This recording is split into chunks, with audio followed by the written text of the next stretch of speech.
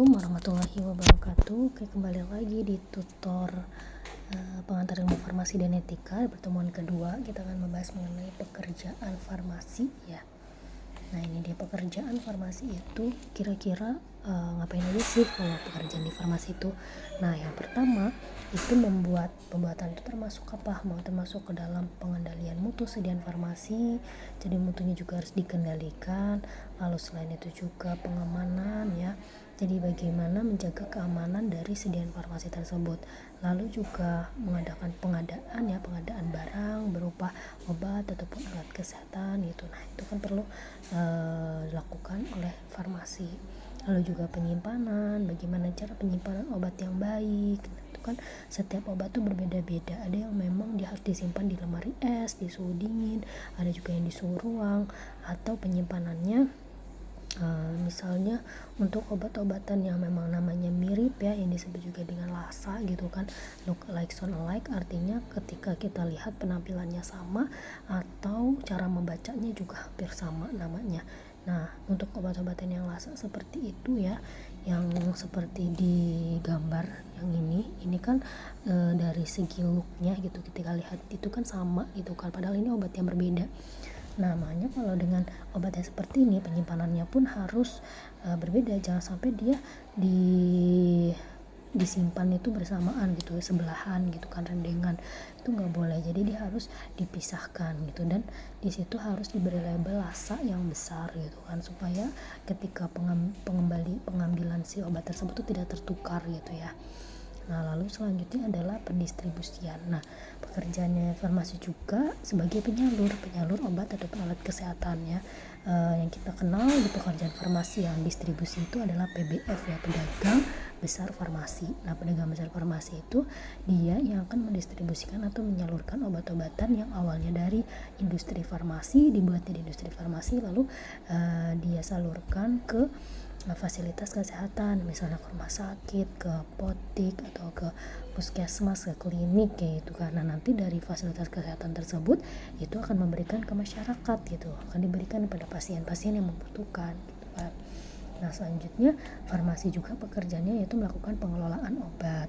Jadi dia melakukan pengelolaan dari awal. Misalkan kalau farmasi itu dia beradanya di komunitas ya, yaitu di apotik gitu kan, jadi dia melakukan pengelolaan obat itu dari awal, misalnya dari perencanaannya seperti apa, perencanaannya itu dia mau menyediakan obat secara sistemnya yang bagaimana, apakah dengan melihat konsumen gitu kan, konsumen yang banyak di tahun lalu itu banyaknya dia penyakit apa gitu kan, banyaknya obat apa yang keluar, atau bisa juga dia perencanaannya ngelihat dari lingkungannya, di lingkungan ini lagi banyak marak penyakit apa nih, penyakit diare misalnya atau apa. Nah, itu berarti yang akan dipesan itu obat-obatan untuk penyakit tersebut, bisa dilihat dari situ ya perencanaannya. Lalu pengelolaan juga, selain perencanaan ada yang namanya pengadaan tadi kan, memesan obat-obatannya dari PBF.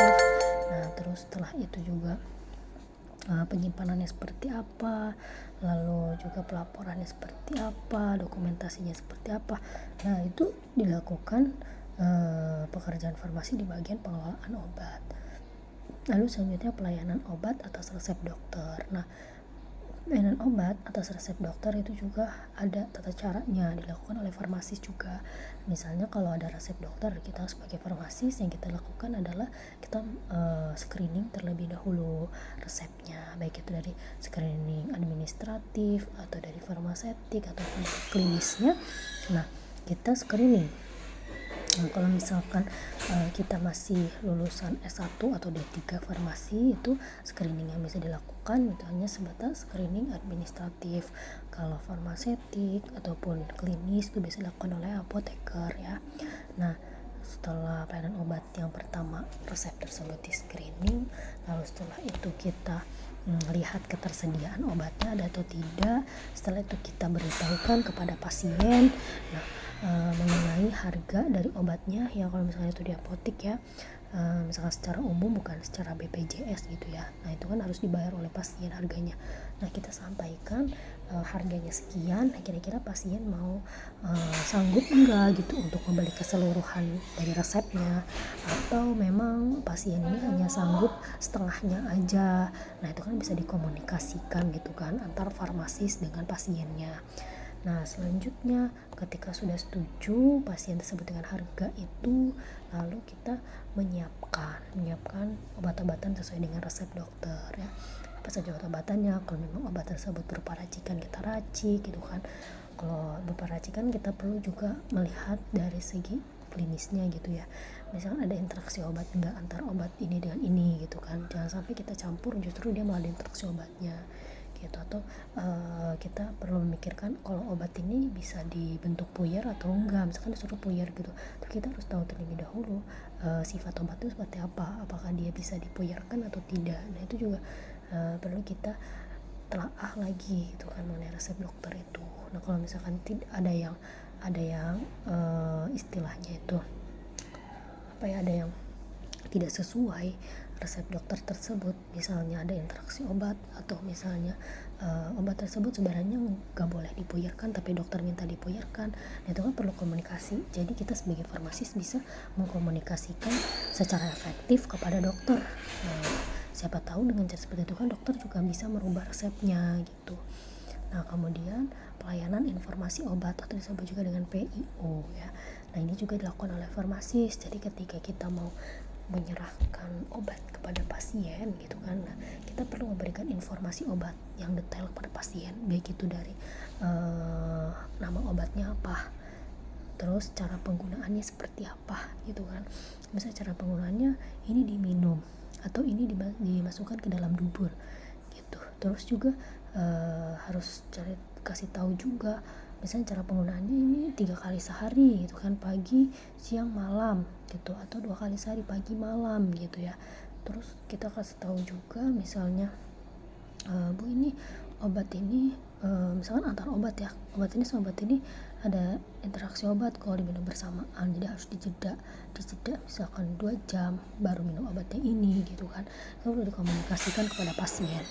Lalu juga misalkan kita beritahu efek sampingnya, misalkan ada obat yang efek sampingnya itu mengantuk, jadi kita beritahu pada pasien, Bu ketika minum obat ini efek sampingnya mengantuk, jadi sebaiknya ibu hindari gitu kan bepergian menggunakan motor gitu kan. Nah itu karena berbahaya gitu. Nah kemudian selanjutnya ada pengembangan obat. Nah pengembangan obat ini artinya seperti kita mencari penemuan obat baru gitu ya. Itu juga adalah pekerjaan dari farmasis. Misalkan kita menemukan dari bahan alam, kita mau buat penyakit apa gitu kan, untuk penyakit hipertensi kita buat dari tanaman apa, lalu setelah itu kita standarisasi, kita identifikasi gitu kan, struktur kimianya ada apa sih di tanaman ini, struktur kimianya ada ini, zatnya ada ini, zat ini ternyata bisa menyembuhkan hipertensi. Lalu setelah itu baru kita ujikan secara praklinis terlebih dahulu. Praklinis itu dari hewan coba, misalnya dari tikus atau dari mencit atau dari kelinci gitu kan. Nah gitu uji coba dulu ke hewan coba. Kalau misalkan dosisnya ternyata itu sudah aman gitu kan, tidak menimbulkan toksik dan itu bisa menyembuhkan atau efektif untuk penyakit tersebut. Nah setelah itu baru kita lanjut ke klinis, yaitu ke manusia secara langsung. Jadi kita cobakan ke manusia, lalu apabila itu sudah aman, baru setelah itu kita bisa memasarkannya gitu ya. Nah selanjutnya yaitu ada bahan obat. Nah bahan obat juga pastinya selalu ada di dalam pekerjaan farmasi. Kalau kita mau buat obat, pasti kita akan berlibatan dengan bahan obat gitu ya. Bahan obat itu ada zat aktif namanya, ada juga zat tambahan gitu ya. Kalau zat aktif itu artinya zat tersebut yang bisa efektif menyembuhkan penyakit tertentu, itu zat aktif namanya. Kalau zat tambahan itu hanya sebagai penambah, jadi dia tidak ada kaitannya dengan penyakitnya. Jadi zat tambahan itu tidak membuat penyakit tersebut menjadi sembuh atau tidak membuat semakin buruk keadaan, karena zat tambahan itu harus sifatnya tuh inert, jadi dia tidak bereaksi dengan zat aktif, jadi dia tidak mempengaruhi kerjanya zat aktif untuk menyembuhkan penyakit gitu. Zat tambahan itu hanya sebagai pelengkap ya. Jadi misalkan kalau kita mau buat misalnya kita mau buat kapsul. Kalau mau buat kapsul kan kita perlu yang namanya zat tambahan berupa pengisi ya. Pengisi itu contohnya kayak laktosa gitu kan. Nah, kalau kita membuat kapsul tapi isinya hanya zat aktif saja gitu ya, tanpa adanya zat tambahan, kalau zat aktifnya dosisnya tidak sampai memenuhi kapsul, kan tidak mungkin kapsulnya itu tidak penuh. Kapsul itu kan harus diisi padat sampai penuh gitu kan. Nah, untuk memadatkan itu, untuk mengisi volume kapsulnya, itu bisa ditambahkan dengan bahan tambahan berupa pengisi tadi, si laktosa itu gitu. Itu bahan obat. Nah, kemudian ada obat tradisional. Obat tradisional itu artinya obat yang memang didapatkan dari bahan alam gitu ya. Nah, ini menurut siapa sih pekerjaan farmasi ini? Menurut peraturan pemerintah nomor 51 tahun 2009 tentang pekerjaan kefarmasian. Selanjutnya yaitu ada sediaan farmasi. Nah, di farmasi kita akan mengenal banyak sediaan farmasi. Yang pertama ada yang disebut dengan obat. Jadi di farmasi itu bukan sekedar kita tahu obat, tapi banyak gitu sediaannya namanya ya. Yang pertama sediaan obat. Nah, kalau sediaan farmasi obat itu yang kita kenal ya tadi ya, dia bisa untuk menyembuhkan, bisa untuk mencegah penyakit, bisa juga untuk mencegah terjadinya kehamilan. Itu kan masuk, kontrasepsi tadi masuk ke dalam definisi dari obat. Lalu setelah itu bahan obat yang sudah dijelaskan tadi yang akan kita pasti akan kita temui di farmasi itu bahan obat, yaitu zat aktif dengan zat tambahannya. Lalu obat bahan alam. Nah, obat bahan alam ini ya seperti yang ini ya. Jadi obat bahan alam itu yaitu bahan atau ramuan bahan atau produk yang berasal dari sumber daya alam, baik itu bisa berupa dari tumbuhan, dari hewan. Jadi bahan alam itu, obat bahan alam itu bukan sekedar dari tumbuhan ya, tapi hewan juga termasuk dalam obat bahan alam. Lalu jasa trenik itu artinya seperti bakteri, seperti virus, alga, kemudian juga jamur. Nah, itu masuk ke dalam jasa trenik. Lalu mineral itu seperti zat besi misalnya itu ya, atau bahan lain dari sumber daya alam atau pencampuran dari bahan tersebut yang memang secara turun-temurun itu sudah digunakan untuk pemeliharaan kesehatan, untuk meningkatkan kesehatan, untuk pencegahan penyakit, pengobatan, ataupun untuk pemulihan kesehatan. Nah, ini berdasarkan apa? Berdasarkan pembuktian secara empiris dan juga ilmiah. Jadi obat bahan alam itu memang sudah turun-temurun dari nenek moyang gitu kan. Biasanya kan kalau kita zaman dahulu tuh suka kita, kalau dari nenek moyang kita gitu ya, suka ada yang bilang ini dari daun ini bisa nyembuhin loh gitu kan. Misalkan dari daun kumis kucing ini bisa untuk penyakit ginjal, batu ginjal gitu kan. Nah, itu kan berdasarkan pembuktian secara empiris kan ya, turun-temurun. Nah, nanti kita itu termasuk dalam obat apa? Obat bahan alam namanya ya. Nah, selanjutnya itu kosmetik. Kalau kosmetik itu suatu sediaan farmasi yang memang diperuntukkan untuk memperindah atau memperelok tubuh gitu ya, atau memberikan aroma wangi gitu kan. Misalnya apa kosmetik itu? Misalnya kita pakai deodoran, itu juga masuk kosmetik, atau misalkan sampo gitu kan. Nah, itu masuk kosmetik itu jadi bukan hanya alat make up aja gitu kan, kayak make up, eyeshadow, ini lipstick. Nah, itu bukan hanya itu, tapi juga yang kita gunakan sehari-hari juga seperti sabun mandi, sampo juga masuk dalam kosmetik. Lalu selanjutnya suplemen kesehatan itu seperti vitamin ya istilahnya. Jadi yaitu digunakan untuk mencegah sebuah penyakit gitu kan, atau sebagai penunjang kesehatan gitu. Dan juga obat kuasi itu yang digunakan, obat-obatan yang digunakan untuk penyakit yang ringan atau gejala-gejala ringan, misalnya kayak batuk, pilek, gejala-gejala ringan seperti itu ya. Nah, ini menurut Undang-Undang Republik Indonesia nomor 17 tahun 2023 tentang kesehatan. Nah, next selanjutnya yaitu tenaga kesehatan. Tenaga kesehatan itu di sini ada banyak tenaganya. Nah, tenaga kefarmasian dari nomor 4 ya. Nah, ini termasuk dalam Undang-Undang nomor 17 tahun 2023 pasal 199 ayat 1. Nah, selanjutnya yaitu jenis tenaga kefarmasian. Yang pertama ada vokasi farmasi ya. Kalau vokasi farmasi itu artinya dia yang lulusan D3 farmasi. Nah ini termasuk dalam jenis tenaga kefarmasian. Selanjutnya ada apoteker. Kemudian ada apoteker spesialis. Nah yang terbaru tuh apoteker bisa mengambil spesialis lagi, mau spesialis penyakit apa gitu, seperti dokter ya. Nah di sini di jenis tenaga farmasi di tahun 2023 itu sudah dihapuskan untuk lulusan sarjana farmasi. Jadi kalian yang lulus S1 farmasi itu belum disebut tenaga kefarmasian kalau belum meneruskan apoteker. Itu di peraturan yang terbaru ya, Undang-Undang Nomor 17 tahun 2023 pasal 199.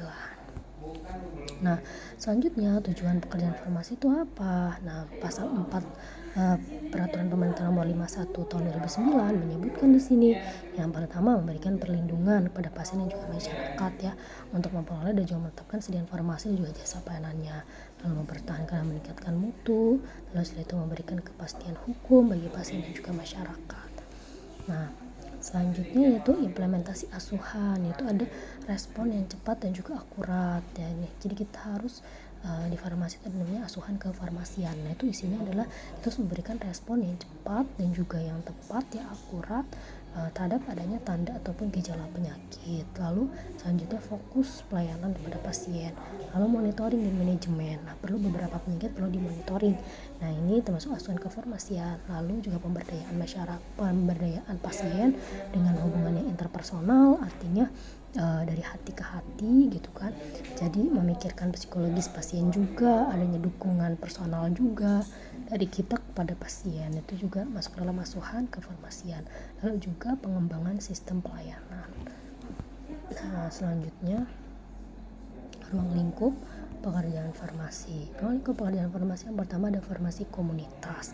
Farmasi komunitas itu artinya adalah pekerjaan farmasi yang memang bersinggungan langsung dengan masyarakat.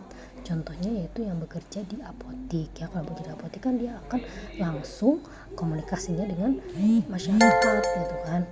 Nah kemudian selanjutnya ada farmasi rumah sakit. Nah farmasi rumah sakit itu dia yang mengelola berbagai macam obat dan juga alat kesehatan dari rumah sakit, manajemennya juga.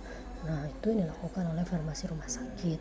Nah kalau PBF itu pedagang besar farmasi, nah ini yang melakukan tugas farmasi berupa distribusi atau penyaluran sediaan farmasi. Jadi dia menyalurkan obat, yang menyalurkan alat kesehatan ke fasilitas kesehatan, itu tugas dari PBF.